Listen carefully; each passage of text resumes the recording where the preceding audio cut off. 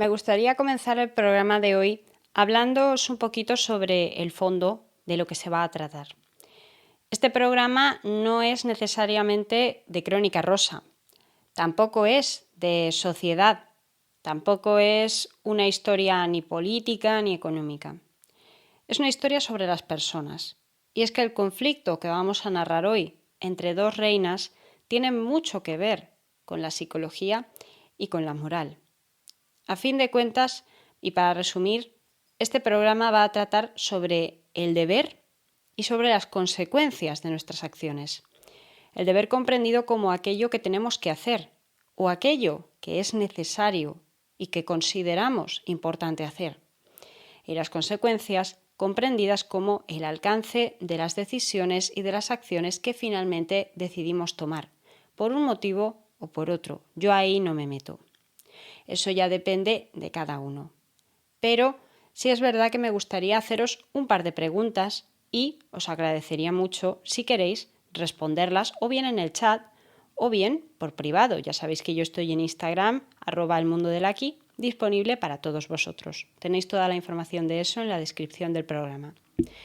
Las preguntas son las siguientes. Primero, antes que nada, ¿vosotros hasta dónde creéis que es importante mantenerse honesto, mantenerse verdadero, mantenerse honrado, hasta que te hagan daño o hasta las últimas consecuencias? Obviamente todos de entrada diríamos no, hasta las últimas consecuencias, pero también hay una frase que dice que todos tenemos un precio o que todos tenemos un aguante. Hay veces en las que la presión puede ser demasiado grande o el miedo también puede llevarnos a actuar de una forma que en otro modo no lo haríamos. Y luego, la siguiente pregunta, que creo que va a ser un poquito más enfocada sobre lo que trata el programa de hoy. ¿Quién ejerce más poder? ¿El que lo tiene por titularidad? ¿Aquel que seduce a quien ostenta el poder y por tanto ejerce su influencia? ¿O aquel que aguanta las presiones y los temores a los que pueden someterle otros hasta las últimas consecuencias, aunque su propia vida corra peligro? ¿Quién ejerce más poder en cada momento? Lo vamos a saber enseguida. Poneos cómodos y vamos a comenzar.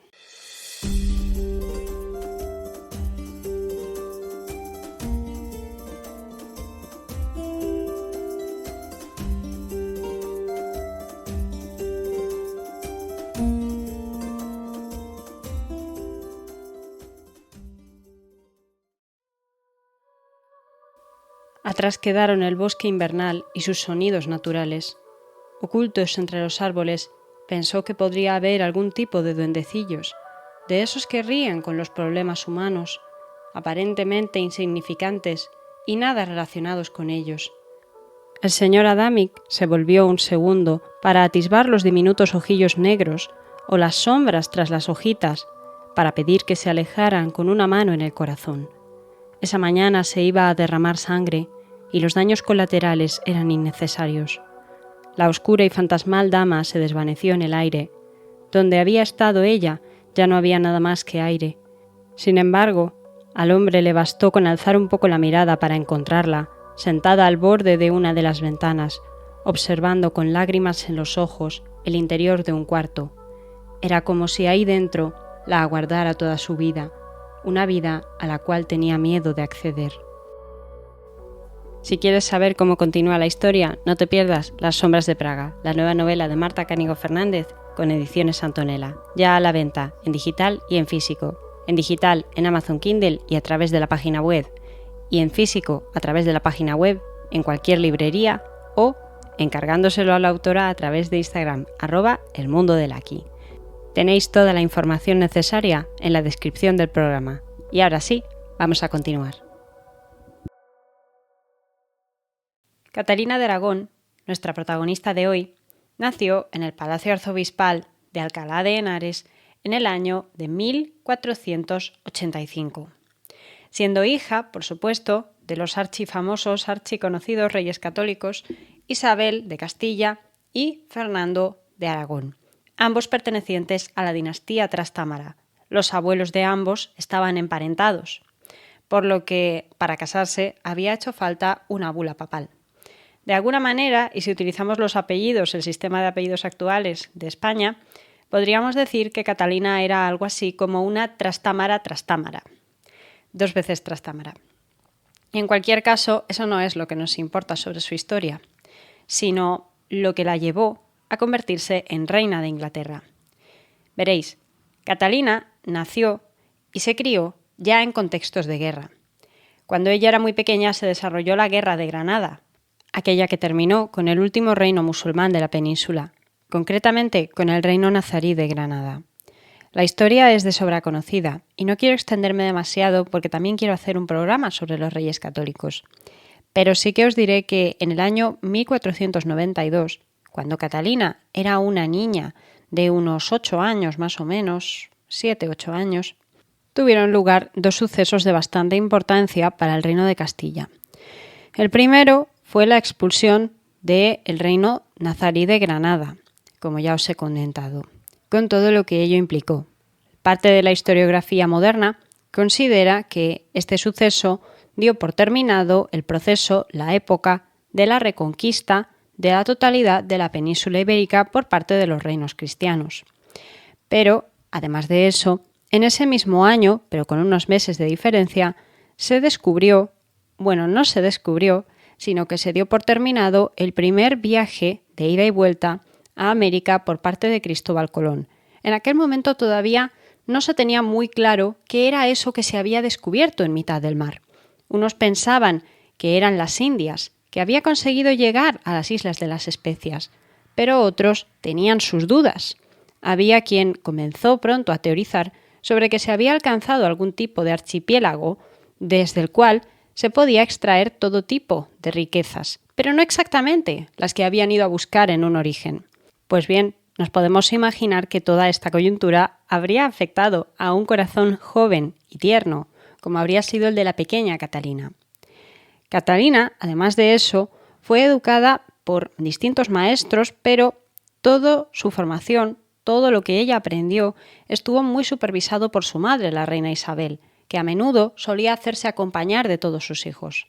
Y es que Catalina era la pequeña de 5 hermanos. Sus hermanos, por orden de nacimiento, habían sido Isabel, Juan, Juana y María, es decir, todo niñas y un solo niño, quien se pensaba en aquel momento que heredaría la corona, que heredaría los reinos de sus padres de Castilla y de Aragón, más todas las posesiones que ellos implicaban. Pero vamos a centrarnos en Catalina, si os parece. Ya desde muy niña fue educada, como os he dicho, en distintas materias, fuese historia, filosofía, se la educó en lenguas, se la educó también en labores típicamente femeninas como el tejido, el bordado, elementos de comportamiento, todo lo que podamos imaginar realmente. Fue una niña bien educada y con capacidad para comunicarse con quienes más adelante serían su familia adoptiva. No debemos olvidar que ya desde muy temprana edad sus padres comienzan a buscarle un matrimonio provechoso que, aparte de, por una parte podemos suponer, hacerla feliz a ella o mínimamente aceptable, también sirviese a los propósitos de la corona. Por supuesto, el tema político cuando se trata de dinastías es algo primordial y algo innegociable. Y miren por dónde los reyes católicos consideraron que el matrimonio de su hija pequeña estaría bien concertarlo con la monarquía inglesa. Los motivos de esto son variados. Al fin y al cabo tenemos que tener en cuenta, como ya os comenté en el programa que dediqué a Enrique VIII, la casa Tudor, que estaban gobernando en Inglaterra, no eran todo lo legítimos que cabría esperar. Por tanto, en parte, para asentarse en el poder, necesitaban la ayuda y la complicidad de otras naciones europeas. Eso siempre venía bien. Y en aquel momento, la unión que habían construido los padres de Catalina era una de las más poderosas o que más estaba creciendo en el momento, a nivel de poder geopolítico. También, por su parte, los reyes católicos estaban buscando alianzas por todas partes de Europa con tal de, vamos a ser sinceros, arrinconar a los franceses, que eran los mayores competidores, los mayores enemigos, específicamente de Aragón, no necesariamente de Castilla, y los que más podían perjudicar sus propios intereses a futuro. Por tanto, Inglaterra, que estaba al norte, siempre podría ser una opción aceptable. Y además de eso, no nos olvidemos de un detalle. La abuela de Isabel había sido una miembro de la familia de Lancaster, una rama de la dinastía real de Inglaterra, de la que teóricamente, aunque de una forma poco legítima, descendía la casa Tudor, la familia del futuro Enrique VIII, futuro esposo de Inglaterra.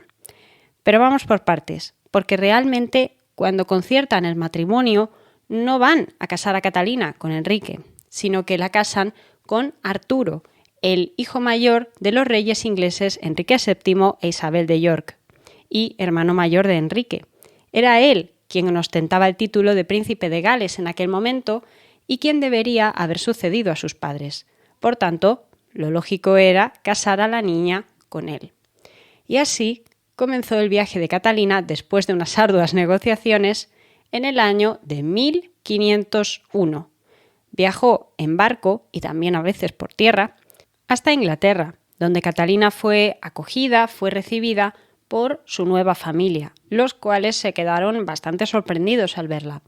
Y es que si hablamos del físico de Catalina, aunque es complicado hablar de él, los retratos que se conservan nos muestran a una muchacha de piel muy blanca, una muchacha de pelo rubio, un poco rojizo, pero clarito y, esto es lo importante, de ojos azules, al igual que su madre. De hecho, se comentaba ya en la época que Catalina de Aragón era, de entre todas las hijas de Isabel la Católica, ya habéis visto que eran 4, la que más se parecía físicamente a su madre y también la que más religiosa de todas era, o la que más presentaba una devoción religiosa.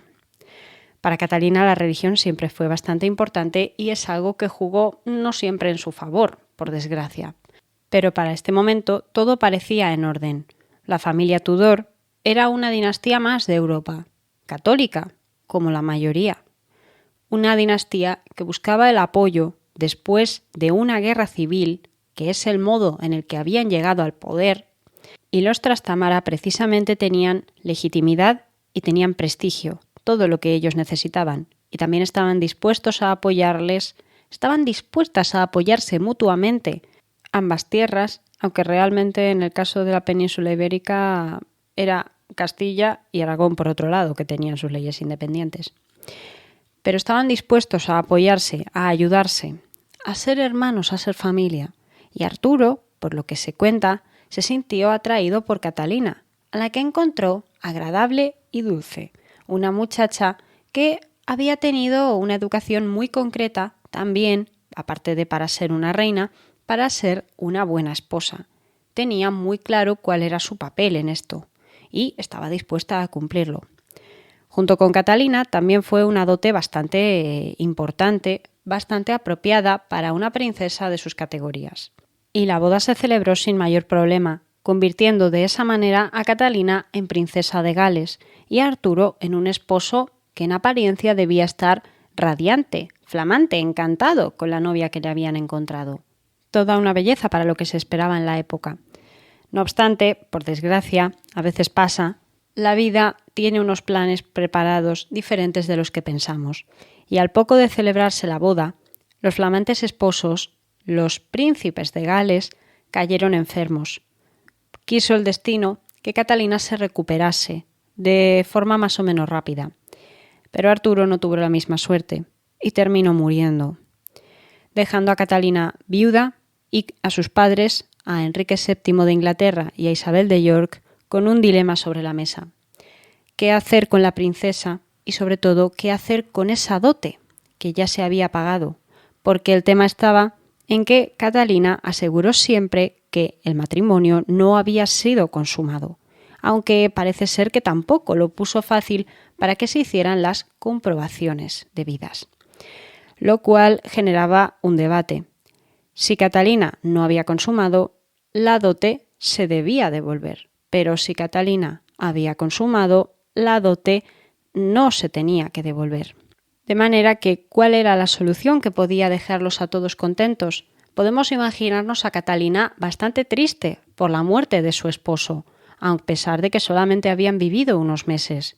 Sin embargo, por desgracia, la muerte de Arturo pronto pasó a segundo plano y las intenciones y los intereses políticos pasaron a primera imagen, a primera escena. Concretamente, el rey de Aragón, Fernando, y Enrique VII tuvieron una pelea o cierta pelea por saber qué pasaría con la dote o qué hacían con Catalina. Ella, mientras tanto, se quedó encerrada o atrapada en cierta manera en Inglaterra, actuando en varias ocasiones como embajadora de sus padres, lo cual ya le daba un papel importante en la corte. Pero al fin de cuentas hubo una forma relativamente sencilla de calmar la situación, y esta situación se arregló a los pocos meses de la muerte del pobre Arturo. Al final, Enrique VII decidió que la mejor solución era casar a Catalina con su segundo hijo varón, aquel que iba a heredar, el pequeño Enrique, que había nacido en 1491 y por tanto era 6 años más pequeño que Catalina. Arturo había sido de su misma edad. Es un detalle que parece que no tiene mucha importancia, pero más adelante lo tendrá, principalmente por las representaciones que suelen hacerse de Catalina. Pero ahora es curioso ver cómo en este mismo año, donde ocurrió de todo, donde Catalina salió de su Castilla natal, donde llegó hasta Inglaterra, donde se casó con un hombre en apariencia maravilloso y donde después lo perdió al poco tiempo a causa de una enfermedad de la que nadie se pone de acuerdo sobre qué debió de ser, donde para colmo vio a sus padres peleándose con sus suegros por saber qué se hacía con la dote, para verse finalmente casada con su cuñado, que por cierto hubo que emitir una bula papal para ello, pero como teóricamente el matrimonio entre Catalina y entre Arturo no se había consumado, pues no hacía falta. Pero oye, parece ser que Isabel la Católica quiso presionar para conseguirlo por lo que pudiera pasar. Se cuenta que en ese mismo año nació una mujer que sería todo lo contrario de Catalina. Si ella, la princesa, representaba el deber, representaba las obligaciones, la abnegación y el trabajo bien hecho, y duro, también hay que decirlo, Ana Bolena representaría la ambición, la lujuria, la seducción, el amor desenfrenado y, ante todo, representaría el inicio de una revolución religiosa en Inglaterra. Yo os ruego, cuando Su Alteza escribiere al rey, siempre acordéis a Su Alteza, que le dé a entender su poder y estado, y junto con esto mezcle cebo de mucha dulzura, porque así cumple al servicio de Su Alteza. Y por eso os escribo a vos, como a persona que sé que lo miraréis y en que en todo puede caber. Quería poderme aprovechar de las cifras para escribir, mas no basta mi ciencia para más que sacarlas. Lo que os ruego es que llegando el rey mi señor a Castilla, mi sobrino, de donde habrá más que escribir, de todo muy por entero me hagáis saber, porque, por tener tan yertas vuestras nuevas, las deseo de saber más de vos que de nadie. Acabo, de mi mano, en Greenwich, a 18 de julio, la princesa de Gales. Carta de Catalina de Aragón al embajador, queriendo enterarse de la situación de su padre, el rey Fernando el Católico. Año 1507.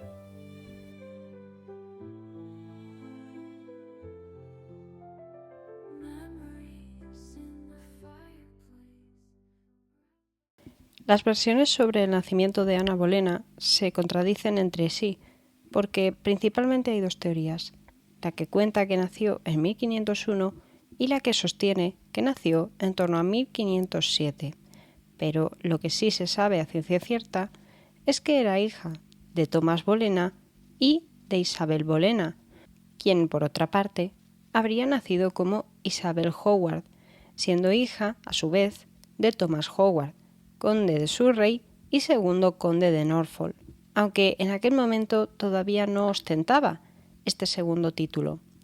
Para que me entendáis, para confirmar, Thomas Howard era el abuelo de Ana Bolena, y es importante que recordéis este detalle porque es un personaje que tendrá bastante peso durante la historia de Enrique VIII y en la historia de Catalina de Aragón. Pero vamos a comenzar, ¿vale?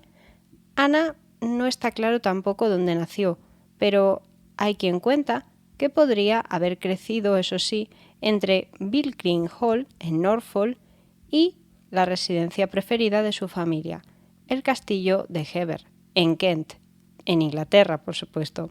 Ella pertenecía a una familia aristocrática de las que no eran ni demasiado grandes ni demasiado pequeñas.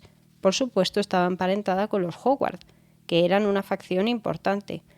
Pero su padre tampoco era un hombre excesivamente caracterizado por tener un montón de títulos. No eran una familia de Alba, como podríamos entender a día de hoy. Pero el caso es que sí que pertenecían a ese mundo aristocrático inglés clásico que tanto detestaba Enrique. Aún así, también me he encontrado algunas teorías que afirman que la familia de Ana Bolena descendía de antiguos artesanos, comerciantes o incluso de banqueros. Fuese cual fuese el negocio que hubieran realizado, la cuestión de estas teorías es que habrían sido de origen burgués, aunque son unas ideas que están bastante desechadas. No se les da demasiado crédito. Por tanto, sencillamente cabe mencionar que Ana se habría criado en el entorno cortesano, en el entorno noble de la época y en un ambiente que no siempre habría estado tan cercano a la corte de Enrique VIII como cabría esperar. Aunque claro, entendamos que Inglaterra había salido hacía pocas décadas de una guerra civil que había durado mucho tiempo. La Guerra de las Dos Rosas, de la que ya os hablé brevemente en el vídeo que hice sobre Enrique VIII, llevó a todo el país al desastre y no dio pie a tener una estabilidad para que se desarrollara una corte tranquilita, para que nos entendamos todos, una corte pacífica como la que se habría podido dar en otros países de la Europa occidental. Que no estoy diciendo que no hubiese corte, ojo, no lo estoy diciendo que no era tan estable o no tenía unos roles tan marcados como podría haber sido la francesa o la castellana incluso, a pesar de que tanto en Castilla como en Francia también tenían sus propias peleas los nobles. Para cuando nació Ana, entonces, lo que cabe esperar es que Inglaterra estaba asumiendo todavía el proceso de adaptación a la nueva monarquía, al nuevo sistema que los Tudor venían a imponer con la figura de Enrique VII. Aún así, ya os digo, Ana Bolena habría nacido, teóricamente, podría ser que hubiese nacido, mientras que Catalina de Aragón estaba viniendo hacia Inglaterra. Pero la otra teoría cuenta que habría nacido en el año 1507. En torno a ese año, Catalina estaba en una especie de limbo donde no se sabía exactamente qué iba a suceder con ella, si iba a regresar a España o si finalmente se casaría con el nuevo príncipe de Gales, con Enrique. Y ahora aquí viene lo divertido, porque dependiendo de la versión en la que confiemos, es posible que cuando Enrique y Catalina se casaron, Ana podría haber tenido 8 años o haber tenido 2 años.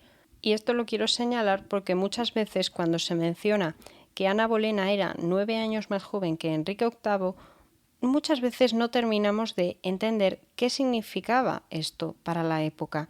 Y es que hablamos de que probablemente mientras que Ana era una niña, era muy pequeña y se dedicaba a jugar con sus hermanos Jorge y María, Enrique estaba comenzando a asumir una corona y estaba casándose y ya haciendo proyectos para tener hijos con una princesa, con una mujer, con Catalina. Cuando lo piensas así, la verdad es que, por lo menos a mí, me estalla un poquito la cabeza. Pero vamos a seguir contando curiosidades sobre esta familia, sobre los destinos de Ana y de Catalina. Si damos un pequeñito salto en el tiempo y nos situamos en el año 1513, es decir, dar un salto de 4 años, veríamos que las cosas habían cambiado y que ese año en concreto sería muy productivo para ambas mujeres. Vamos a comenzar por Catalina. Para el año 1513, Catalina ya había tenido 2 hijos, los cuales habían fallecido. La primera fue una niña, un año después de casarse con Enrique, que había muerto al nacer, y el segundo había nacido al año siguiente, Enrique, un niño que fue titulado como Duque de Cornualles, pero que murió al cabo de unos pocos meses después de su nacimiento. En este año de 1513, Catalina estaba embarazada, pero también había problemas, y es que se desató la discordia, comenzando por la Liga de Cambrai, un conflicto que había nacido en Italia unos años antes y que, en un principio, había tenido como protagonistas al padre de Catalina, Fernando de Aragón, al emperador del Sacro Imperio, Maximiliano, al rey de Francia, Luis XII, y al Papa, pero que poco a poco había ido incorporando a más y más países, en un principio para hacerle, en cierta manera, frente a Venecia, que, entre otras cosas, se había aliado con los turcos después de la guerra turco-veneciana. Habían llegado a una cierta paz. Los venecianos cabe señalar que siempre tuvieron una relación bastante cercana con los otomanos, mis queridos otomanos, y eso despertaba discordia, despertaba recelo entre los miembros de la nobleza europea. Además, en esta época hablamos de que le faltaban unos poquitos años al sultán Suleimán, del que también hice un programa hace poco, que os recomiendo veros, para ascender al trono como sultán. Y en su lugar, el que estaba gobernando era un hombre que no le daba tanta importancia a Europa, pero que todos temían en Europa. Nadie se fiaba de ese sultán. Y en un principio, por este motivo, también por motivos económicos y geoestratégicos, se planteó una primera alianza para ir contra los venecianos. Pero con el tiempo el conflicto se extendería. Y es que llegaría el momento en el que los franceses pactarían la paz con los venecianos, ganándose la discordia del resto de potencias. Enrique, como esposo de la princesa española, no iba a ser menos y además, como rival contra los franceses, no iba a quedarse atrás y decidió entrar en el conflicto enfrentándose a los franceses. Esto os lo estoy diciendo de forma muy resumida, ¿vale? Simplemente porque quiero centrarme en la historia, en el papel que tuvo Catalina. Pues mirad, ese mismo año, cuando Enrique se marcha a Francia, deja a Catalina como su regente, para que se ocupe ella de gobernar el reino de facto, un suceso que no sucedía a menudo en Inglaterra y que de hecho no había ocurrido durante siglos. Por eso, Catalina terminó por ejercer una labor que ninguna mujer había hecho antes que ella, y parece ser que la desarrolló bastante bien, a pesar de estar embarazada y, por tanto, tener las fatigas propias de su situación. Y precisamente en esta situación donde estaba Catalina en Inglaterra y Enrique en Francia, en un momento donde ella estaba esperando un hijo y donde su matrimonio todavía era feliz, porque hay que señalarlo, cuando Enrique y Catalina se casan, teóricamente cuentan por ahí que se llevaban muy bien como mínimo, tenían una relación cordial e incluso llegaron a quererse con el paso del tiempo. Es ahora, y no en otro momento, cuando María Tudor, la hermana de Enrique VIII, se marcha a Francia para desposarse con el rey Luis XII. Es decir, sí, es lo que pensáis, la hermana del rey inglés iba a casarse con el rey de otro reino con el que estaban en guerra en ese momento. Se esperaba siempre, por supuesto, que las relaciones diplomáticas mejorasen con los matrimonios entre familias reales, y más todavía cuando se trataba de Inglaterra y Francia, que desde la Guerra de los 100 años, quieras que no, tenían una relación un poquito complicada en ocasiones, y no siempre llevaban a llevarse bien. Pero la cuestión es que a María, a la princesa, la acompañó todo un séquito, y entre ellos había una familia que es bastante interesante, la familia de Ana Bolena. Su padre, su hermana María y la propia Ana acompañaron a la princesa como parte del equipo diplomático inglés y pasarían allí 7 años de sus vidas, por lo que Ana pasó buena parte de su infancia y adolescencia en la corte de París, rodeada de su literatura, de su filosofía, de sus bailes, de su moda, porque ese tocado con el que tanto se la conoce en aquel retrato mítico, con el collar de perlas que tiene una B de Bolena, es un tocado francés y no un tocado inglés como el que llevaba Catalina en todos los retratos donde se la representa. Ella siempre se vio muy influenciada por lo francés y, de hecho, se llegó a interesar por el protestantismo, se sospecha que en Francia, porque es en el continente y no en otra parte, donde comienzan en esa época a surgir los movimientos contrarios al papado. Pero ojo, que aquí no acababa la cosa, porque Enrique tenía otra hermana, Margarita, que estaba casada con el rey escocés, Jacobo, un hombre que, paradójicamente, en la Liga de Cambrai también se había aliado con los franceses y que además, desde hacía siglos, se disputaba la familia de Jacobo, los reyes escoceses, y los reyes británicos, el control de la isla de Gran Bretaña, lo cual los convertía ya de por sí en enemigos naturales. Y sí, aunque el matrimonio con Margarita había intentado también paliar la situación, no había dado resultado. De manera que, vale, os he dicho que Enrique se marcha a Francia para pelear contra los franceses, pero es que Catalina se encuentra con unas huestes del rey de Escocia encaminándose hacia su territorio en actitud amenazante. Por supuesto, no iba a ser amigable. Y la propia Catalina se vio obligada a dirigir, en cierta manera, al ejército británico en una respuesta contra los escoceses. Esta respuesta tiene un nombre mítico en la historia, o no tan mítico, pero tiene un nombre sonoro, conocido como la batalla de Flodden Field, que en un principio habría sido dirigida por la propia reina, aunque no todo el mundo sostiene que ella llegó a ir en primera fila con el ejército, sino que se quedó en la retaguardia ayudando a dirigir la operación, pero, eso sí, consiguiendo no solo una victoria para los ingleses, que ganaron a los escoceses, sino además el respeto eterno por parte del pueblo británico, que a partir de entonces consideró a su reina como una mujer santa, que además Catalina era muy católica, un ejemplo a seguir, una mujer perfecta e incluso angelical. Por eso, años más tarde, cuando Enrique repudiase a Catalina, buena parte del pueblo se pondría de su parte y la compadecería. Pues aquí viene la desgracia.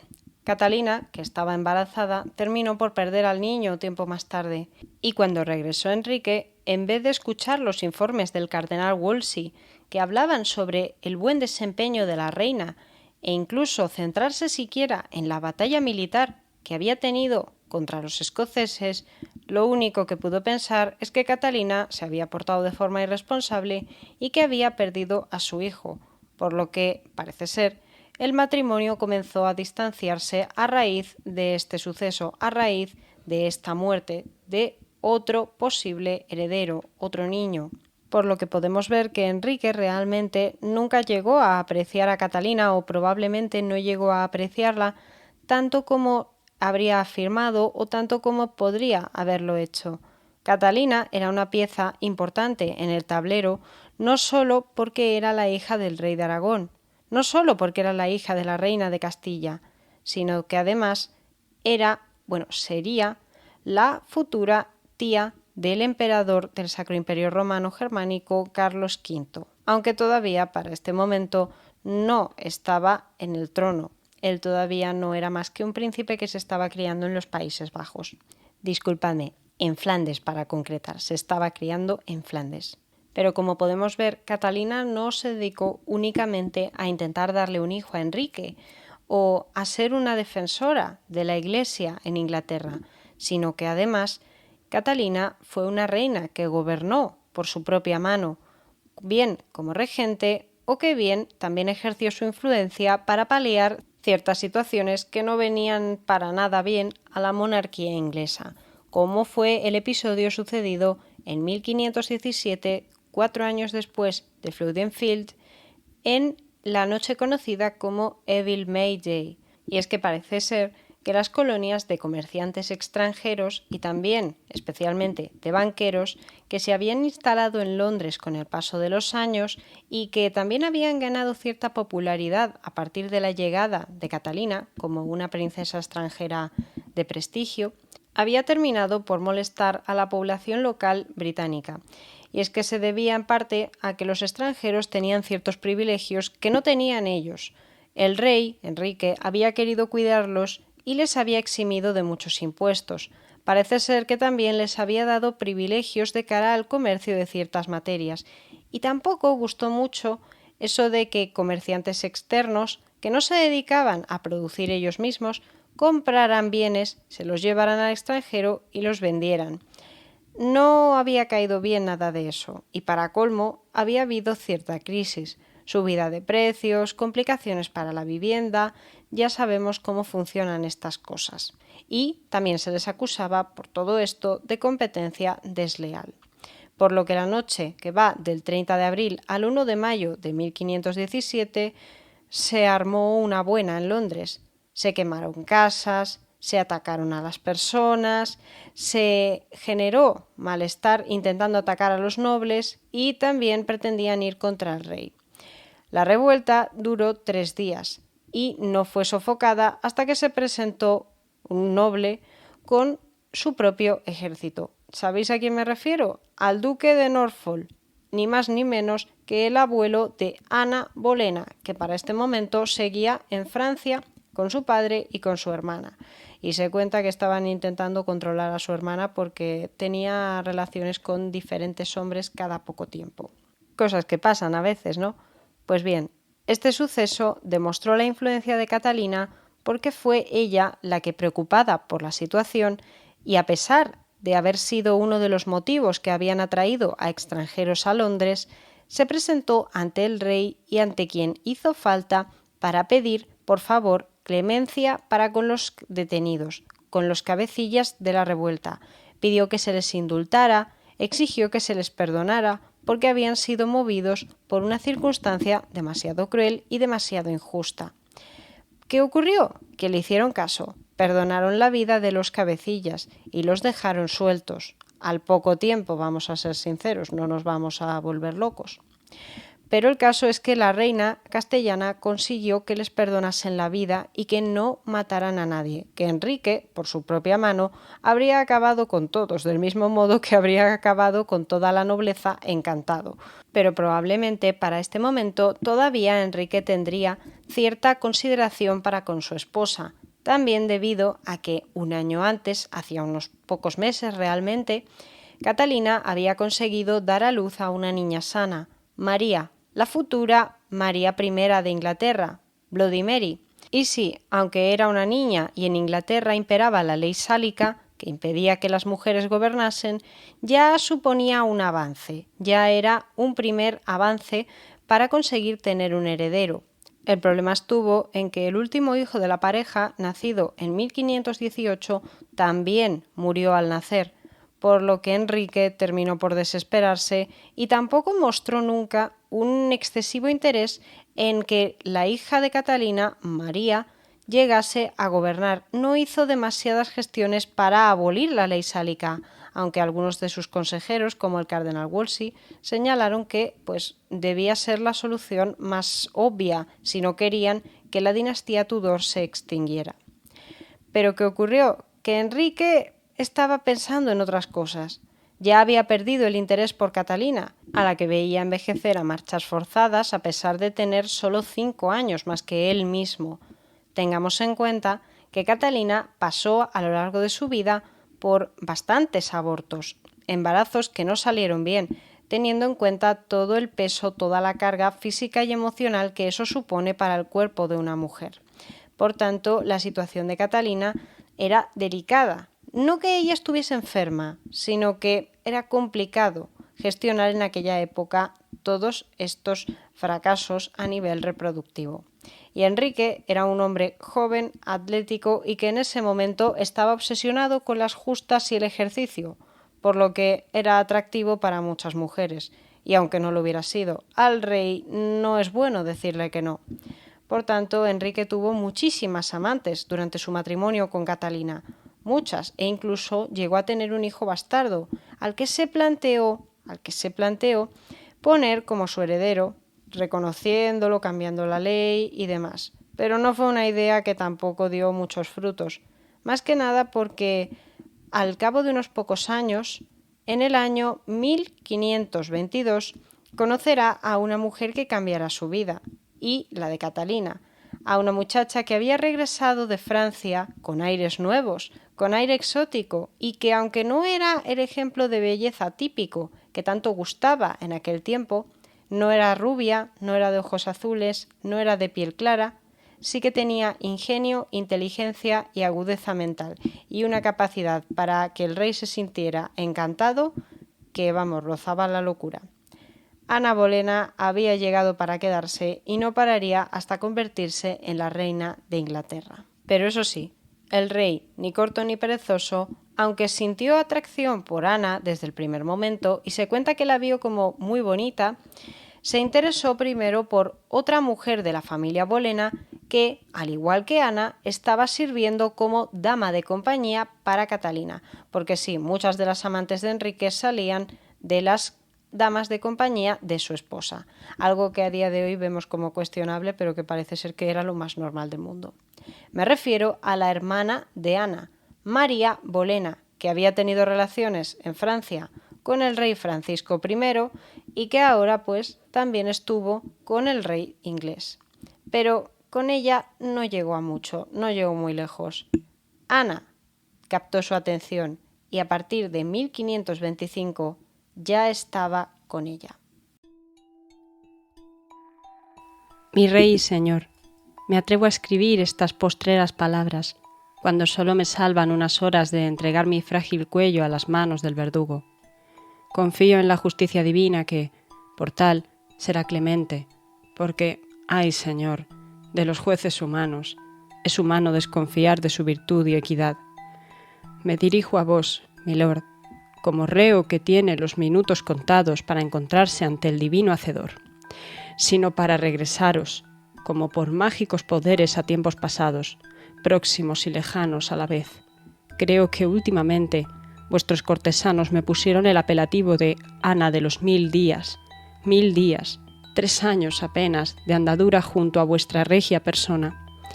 Mi lord, procurando en mucho ser humilde, quisiera traer a vuestra mente en esta noche los recuerdos de las noches en que fui vuestra entregada y enamorada esposa, pues nadie mejor que vos, Enrique, sabéis hasta qué punto os admiré y os amé, primero como rey y luego como esposo, que mientras que fui vuestra, os fui fiel en cuerpo y alma. Es mudo testigo mi conciencia, Señor, y suele ser la conciencia el tribunal más severo que pueda existir para hombre alguno.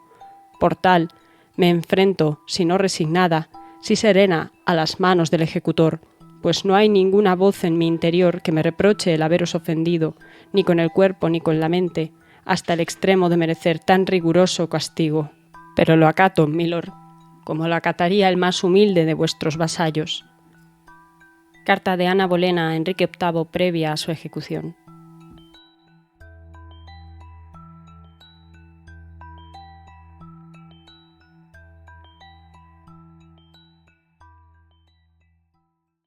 Pero por mucho que Enrique le concediera todos sus favores, por mucho que atendiera a las necesidades suyas y de su familia, por muchos títulos que pudiese darles y regalos caros que hacerle a Ana, Ana Bolena no quería ser una más y aprovechó la situación de Enrique.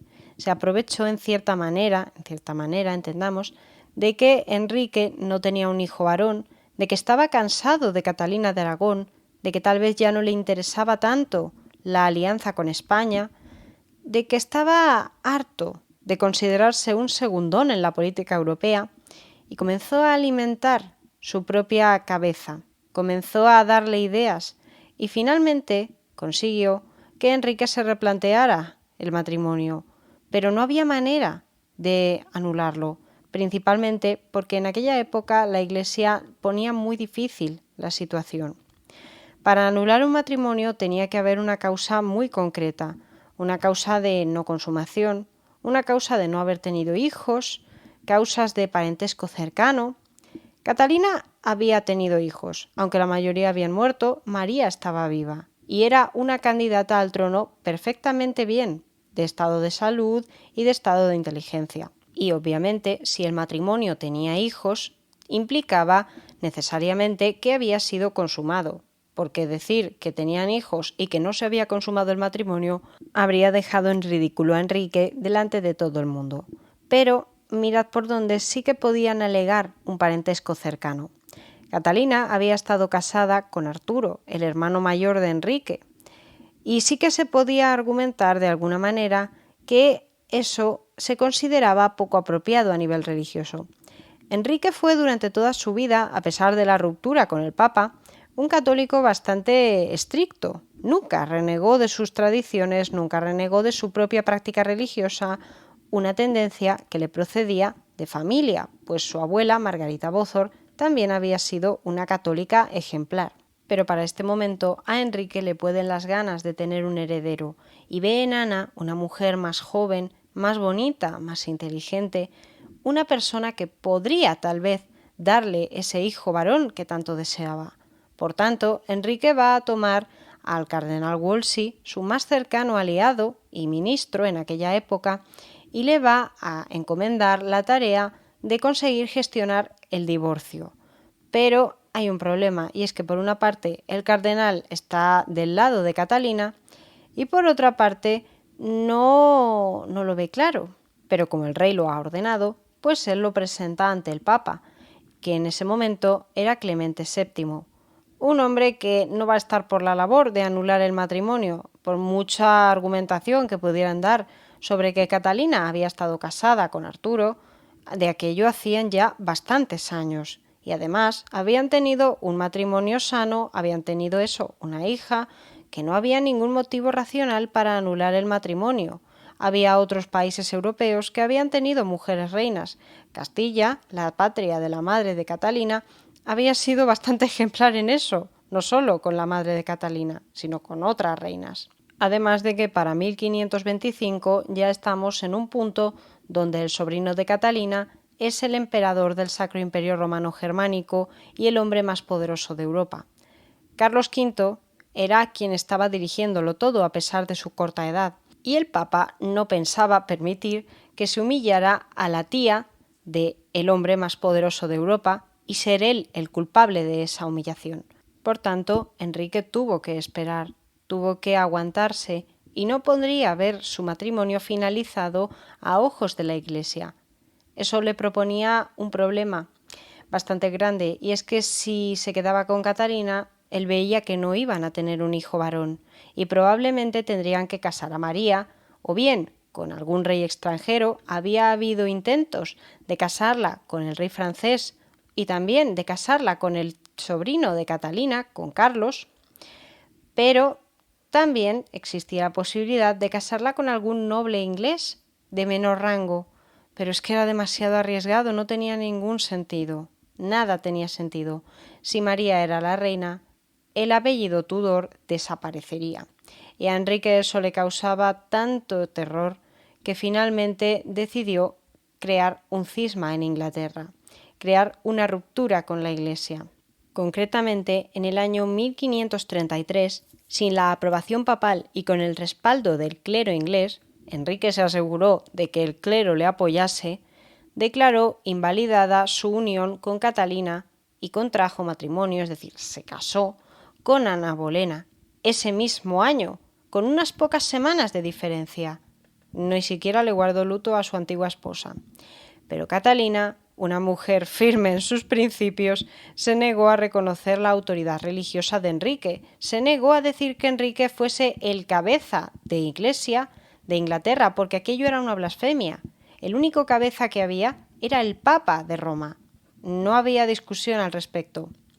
Y ella siguió considerándose a sí misma como la legítima esposa del rey y verdadera reina de Inglaterra, una posición en la cual, sorprendentemente, la apoyó la mayor parte del pueblo inglés, que veía en Catalina una mujer que les había defendido cuando Enrique no estaba, o sea, una mujer que había ejercido de reina de facto. Su actitud le valió por eso muchísimas simpatías, pero también se ganó cierta discordia por parte de Ana, que ya la veía antes como una rival, pero que ahora además la veía como alguien peligroso, alguien que podía frustrar sus planes. Pero para fortuna suya, Enrique en aquel momento estaba profundamente enamorado y no iba a volver a reconocer a su antigua esposa, a la cual solamente daba el título de viuda del príncipe Arturo, su primer esposo, y decidió que si Catalina no iba a reconocerle y no iba a colaborar de buen grado, era mejor desterrarla de la corte. Ojo, Enrique nunca se atrevió a tocar un pelo de la cabeza de Catalina porque era demasiado peligroso. Catalina tenía amigos en el exterior, tenía una familia muy poderosa y Enrique en aquel momento no era el rey de un imperio británico como llegaría a ser siglos después, sino únicamente el rey de un reino de segunda, medio olvidado en el norte de Europa, en una isla perdida. Es decir, que por más que le escociese a Enrique, Catalina no era una rival para él, y la reina finalmente terminó pasando sus últimos años recluida en el castillo de Kimbolton, donde falleció el 7 de enero de 1536, alejada principalmente de su hija María, la cual, sin embargo, siempre llevó a su madre como uno de los mejores recuerdos y siempre quiso ser fiel a considerarla como la verdadera reina de Inglaterra. Para María, Ana Bolena únicamente era la amante de su padre y así se refirió siempre a ella, en público, en privado y ante quien hiciese falta. Ana, por su parte, la llamaba la bastarda, la odiaba, ambas mujeres no podían convivir. La muerte de Catalina no hizo más que acrecentar las divisiones que había ya entre María y Ana y entre María y su padre, por desgracia. Pero también generó un luto bastante grande en todo el reino, porque Catalina, ya os digo, siempre había sido reconocida por la mayor parte de la sociedad inglesa. Parece que Enrique era el único que no reconocía a su mujer. Pero, ojo, en paralelo con esto, Ana Bolena, que había influido notablemente en las decisiones de Enrique hasta ahora, ayudó a que cayera en desgracia el hombre que tantas veces había intentado ayudar a la antigua reina, el cardenal Wolsey. Este hombre, por desgracia, no había logrado ni asegurar la nulidad matrimonial, en parte porque él no estaba de acuerdo con que Enrique se divorciase de Catalina, y seamos sinceros, por otra parte, tampoco le ayudó el hecho de que se alió con Catalina para intentar que las cosas parasen y que todo volviera a su lugar. Ana presionó hasta lograr la destitución de Wolsey en 1529, y por más que Wolsey intentara volver a recuperar el favor real, Enrique no se lo permitió, y Ana tampoco. Lo último fue esta alianza que os he mencionado con Catalina, que además también tenía el favor y la bendición del Papa, para tratar, ya os digo, de devolver a Enrique a la senda correcta. El complot fue descubierto y terminó todo con eso, con Catalina desterrada y con el cardenal Wolsey preso y muerto al poco tiempo. Aunque vamos a ser sinceros en esto, probablemente el buen cardenal tuvo suerte, ya que su enfermedad le libró de una ejecución por traición. De manera que ahora Ana tenía el camino totalmente libre. Ahora era la reina y la única que podía hacer y deshacer a su antojo en el reino, aparte de Enrique.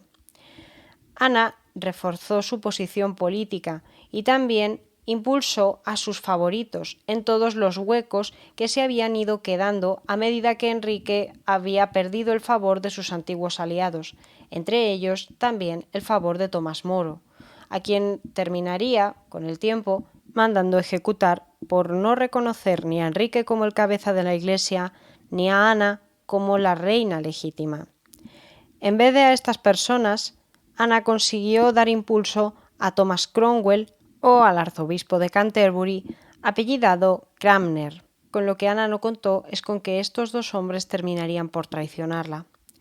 Thomas Cromwell pronto se convirtió en uno de los hombres más poderosos del reino, y pronto surgieron conflictos cuando Enrique comenzó a ordenar que se expropiaran terrenos que o bien pertenecían a órdenes religiosas que no se habían sometido a la realeza, o bien pertenecían a nobles que tampoco se habían sometido. El Thomas Cromwell pronto empezó a enriquecerse también a costa de esto, y parece ser que Ana tuvo algún que otro encontronazo con él. Pero ahora, porque Ana tenía más bazas para verse reforzada en la corte, y parte de ello había sido su antigua alianza, su antigua estancia en Francia. Ella era partidaria de una alianza con este país en vez de con España, que ella tampoco quería ni ver a Enrique. De manera que Ana ayudó a organizar una importante reunión diplomática en Calais en invierno de 1532, con la esperanza de ganarse el apoyo, el afecto, el cariño de Francisco I, un hombre del que también hablé en otra ocasión y que, aunque era muy culto, muy renacentista y muy bello, tampoco era el hombre más virtuoso del mundo. Si queréis saber cómo acabó el viaje, la respuesta es que salió a pedir de boca. Ahora Ana sí que estaba aprobada, sí que estaba apoyada por parte de los europeos. Y es que después de Francisco, que a fin de cuentas era católico, vinieron otras tantas personas que procedían de los territorios alemanes que comenzaban a asumir el protestantismo, a apoyar a la reina, a ver su ascenso al trono como una buena señal para el futuro del cristianismo. Y así Ana sintió cierto apoyo internacional, un apoyo que se vio reforzado por los títulos que le otorgó su marido. Enrique, por ejemplo, la nombró marquesa de Pembroke y su padre fue nombrado conde de Wiltshire y de Ormond, gracias a un pequeño acuerdo que habían tenido con los irlandeses, que por cierto, Enrique también fue rey de Irlanda, cosas que pasan. Sin embargo, no todo era tan bonito, pues Enrique, a pesar de todas estas muestras de amor, seguía frecuentando a otras mujeres, entre ellas a varias damas del séquito de Ana. La quería, sí, pero bueno, Enrique era Enrique, ¿vale? Vamos a dejarlo ahí. Y aun con todo, Ana se sentía segura porque estaba embarazada, estaba esperando un hijo de Enrique, un bebé que todos confiaban en que sería varón. Pero no entiendo por qué todos estaban tan convencidos de que sería varón, porque finalmente en el año 1533 nació Isabel, la única hija de Ana y Enrique, la futura Isabel I, la reina virgen. La posición de Ana se volvió bastante frágil después de dar a luz a una niña. Enrique ya empezó a pensar que iba a pasar lo mismo que con Catalina, por lo que se enfadó, se volvió bastante más huraño y no quiso saber nada de su esposa, ni siquiera cuando tuvo un aborto a raíz del disgusto que le provocó un accidente que tuvo Enrique en una justa y que ya le convertiría para siempre en un hombre que tendría que estar postrado en cama, que tendría que estar herido y que tendría que estar pendiente de cuidados. Ni siquiera entonces Enrique se ablandó y volvió a aceptar a Ana. A pesar, recapitulemos, que se cuenta que Ana tuvo un aborto por eso. Toda una desgracia, ¿no? Pues la cosa se volvió todavía más porque Thomas Cromwell se puso en contra de Ana y ya no quiso ayudarla. Además, para más inri, cuando llegamos al año 1536 y nos plantamos en el entierro de Catalina, el 29 de enero, Ana volvió a sufrir otro aborto. Pero además de sufrir otro aborto, se cuenta que tanto ella como Enrique se presentaron al funeral vestidos de amarillo, un color que hay quien dice que representaba el luto, pero que es difícil de señalar, porque muchos otros, son más de hecho, los que opinan que ese color manifestaba alegría por la muerte de la difunta y que consideraban que ya se había muerto, la única que podía seguir argumentando que el matrimonio de Ana y de Enrique era inválido, que no era aceptable. Ya había muerto la otra esposa, en resumen. Se cuenta que podrían haberla envenenado entre los dos, pero los informes modernos que se han hecho sobre la autopsia de Catalina indican que el color ennegrecido de su corazón probablemente se podría deber a algún tipo de cáncer. Sea como sea, la pobre Catalina no debió pasarlo bien en sus últimos momentos, tanto por el abandono como por los dolores que habría sufrido.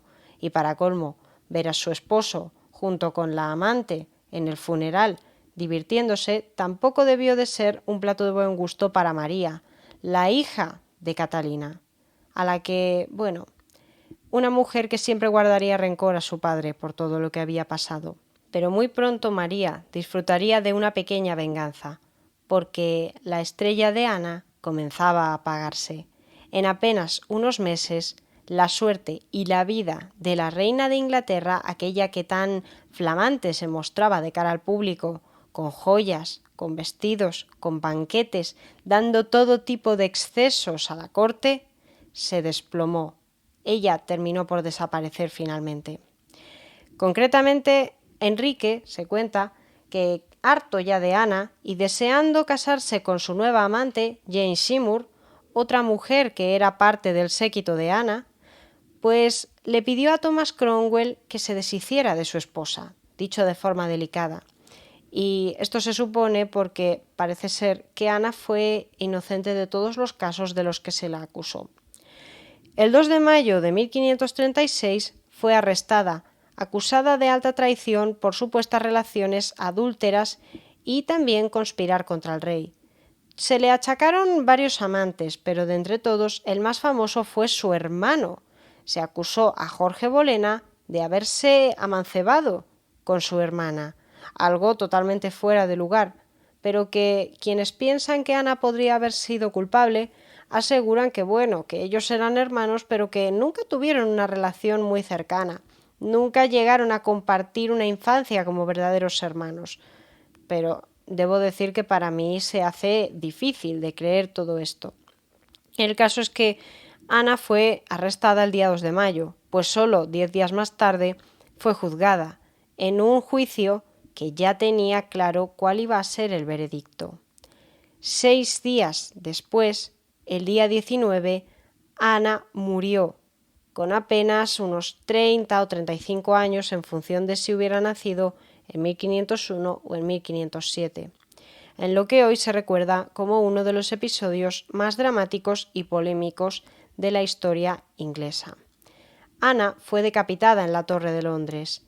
Enrique hizo llegar hasta Inglaterra a un verdugo francés que trabajara con espada para darle a Ana una ejecución más estética, más rápida, más indolora y más considerada. Parece ser que a fin de cuentas Enrique todavía mantenía cierto respeto por su esposa, hasta el punto de que el verdugo, apiadándose de esta pobre mujer a la que iban a matar, que además era tan joven, pues le habría dicho a su ayudante: tráeme mi espada, para que en ese momento Ana se relajara, sintiera que todavía tenía unos instantes más de vida y no se viera venir el golpe que estaba a punto de caerle encima. O bueno, no encima, sino el corte que le hicieron en su cuello y que terminó separándolo de su cabeza. Enrique no asistió a la ejecución. Estaba demasiado ocupado celebrando con Jane Seymour y muy pronto, al cabo de unos días, se casaron ellos y ella daría a luz a un muchacho, por fin al hijo tan deseado de Enrique, pero no terminaría esto con la maldición de Enrique VIII. El final de Ana, por muy trágico que sea, nos revela una dura realidad, y es que Ana no era Catalina. Ana no era una gran mujer exótica, extranjera, con apoyos internacionales y con un sobrino emperador que habría montado en cólera si el rey Enrique se hubiese atrevido a ejecutar a su tía. Ana era una noble británica, una noble en un país que en aquel momento, en ese siglo XVI británico, era de segunda. Ana no era nadie y por eso la mataron de forma tan absurda, por eso la acusaron de todo lo que quisieron, además la acusaron de brujería y por eso acabó como acabó.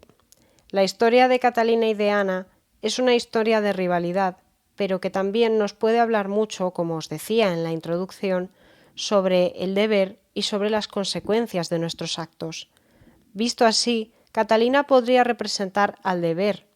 Catalina fue una esposa que desde pequeña fue educada para ello, para gobernar, para regir, para sacrificarse por su pueblo, renunciar a su felicidad si era necesario, y siempre para defender la fe católica. En cambio, Ana pues representaba otro estilo de vida, otro aire. Ella se crió en Francia, en un mundo mucho más libre, porque ella no era una princesa, ella no estaba destinada a gobernar. En cierta manera eso le daba mucha libertad. Le dio libertad para poder leer lo que quiso, juntarse con quien quiso, hablar de lo que quiso, y además ella era una cortesana que, en buena medida, mantenía su vida a base de dar charla interesante. Ella estaba destinada al entretenimiento y quiso ir más allá, o hay quien cuenta que quiso ir más allá de sus posibilidades y enfrentarse a una mujer que, en vida por lo menos, siempre fue respetada mucho más que ella por todo el mundo. Mirad cómo será que se cuenta que incluso Thomas Cromwell, uno de los mayores enemigos de Ana y de Catalina, dijo en una ocasión que la princesa española era tan inteligente que podría haberse enfrentado a cualquiera, de no ser porque había nacido mujer.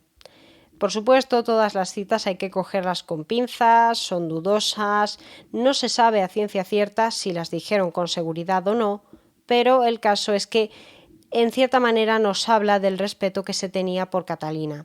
Y de hecho, a día de hoy, en los aniversarios por su muerte, todavía se le homenajea, todavía tiene el respeto del pueblo británico.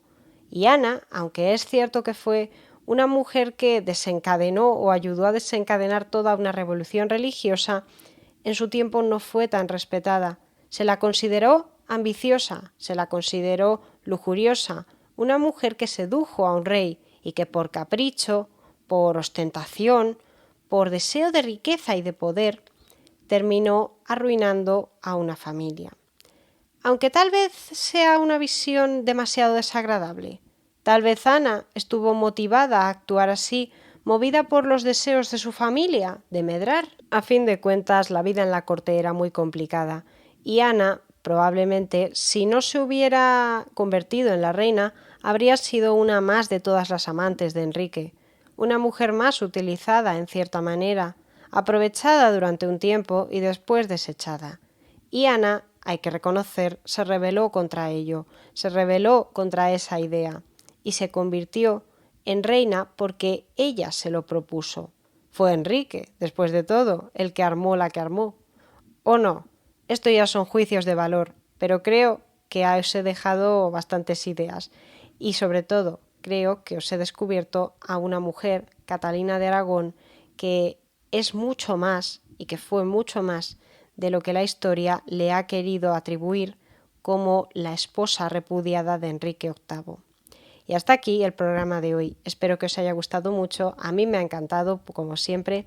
Os pido por favor que me sigáis en mis redes sociales, @elmundodelaki en Instagram, @el_mundo_de_laki. Tenéis toda la información en la descripción del programa y que me propongáis vuestros programas, que me propongáis qué queréis escuchar, historia, fantasía, leyendas, literatura. Yo estoy abierta a lo que queráis. Eso sí, por favor, tened piedad de mí si me equivoco en alguna cosa, aunque intento siempre no hacerlo. Y ahora sí que sí, muchísimas gracias a todos, ha sido un placer y nos vemos la semana que viene aquí en Relatos de la Historia.